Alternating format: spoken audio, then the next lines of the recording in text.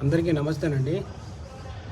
నిన్న చేబ్రోలు కిరణ్ ఐటీడీపీ కార్యకర్త, తెలుగుదేశానికి సంబంధించిన వ్యక్తి భారతి గారి గురించి అనుచిత వ్యాఖ్యలు చేశారని చెప్పేసి అతన్ని అరెస్ట్ చేయడం జరిగింది.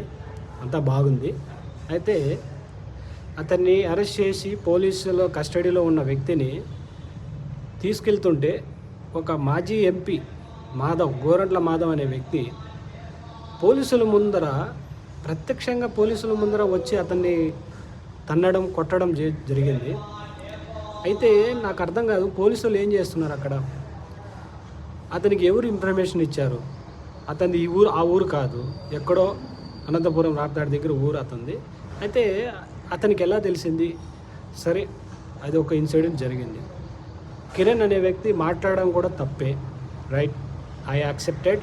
అయితే సాక్షాత్తు మాజీ ముఖ్యమంత్రి జగన్మోహన్ రెడ్డి గారు మన రాప్తాడులోకి వచ్చి ఒక పోలీసులకి ఒక వార్నింగ్ ఇవ్వడం జరిగింది.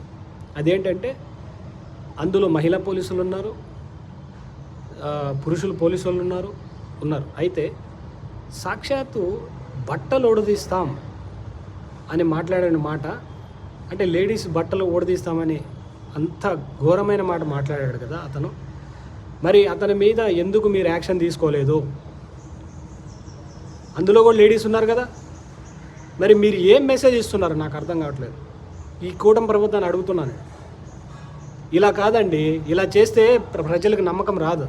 సరే, అతను ఒక సామాన్య వ్యక్తి అని చెప్పేసి అతను అరెస్ట్ చేశారు, ఓకే, డన్. మరి ఇతని మీద ఎందుకు యాక్షన్ తీసుకోలేరు? అసలు మీరు నిజంగా చెప్పాలంటే చాలా వీక్ ఉన్నారు. పోలీసులు ఏం చేస్తున్నారండి మీ మీద అంతగా మాట్లాడుతుంటే? సార్ చంద్రబాబు గారు, నేను ఒకటే అడగదలుచుకున్నా, మీరు ఇలాగైతే కాదండి. వాడు ఎంత తోడైనా సరే జగన్మోహన్ రెడ్డిని కూడా అరెస్ట్ చేయాల్సిందే డెఫినెట్గా, లేదా క్షమాపణ అని చెప్పాలి.